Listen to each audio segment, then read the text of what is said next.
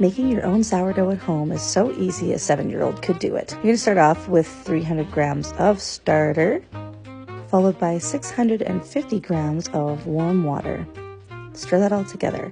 Add 45 grams of honey, 40 grams of olive oil,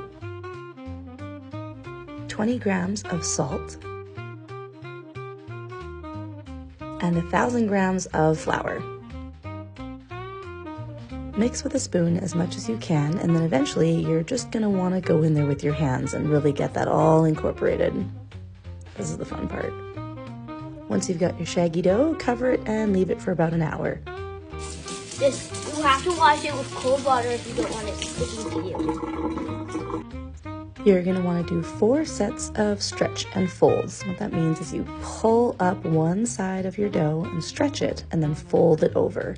You're going to want to repeat this process every 30 minutes about 4 times. So for about 2 hours every 30 minutes, you're going to want to do these stretch and folds. So you might want to set a timer. There's apps that you can find that are going to time this out for you, but there's really no wrong way to do it. Next is the process of bulk fermentation. So we just leave it on the counter for anywhere from 5 to 6 hours. You can leave it in the fridge too. Some people will leave it in the fridge. I like leaving them on the counter. It doesn't really make a difference. See you in a few hours. Do we do part 2s? We don't do part 2s. We care about you. Don't we? Yes, we do. All right, go ahead. After your dough has fermented, it should be a big puff of dough.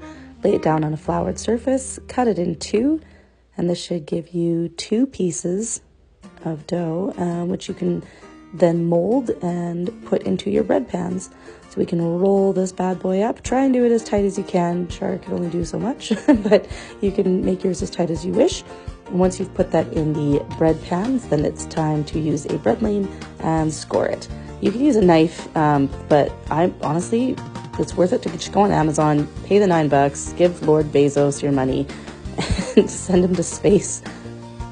Get a bread lane. It's worth it. Okay, so you want to put that sucker in for 35 minutes at 450 degrees. Clean up after the shelf, and then after that, you're going to want to remove the foil and then bake for another 25 minutes. I forgot to film that part, but yeah, then you can take your bread out, and it's beautiful. Enjoy.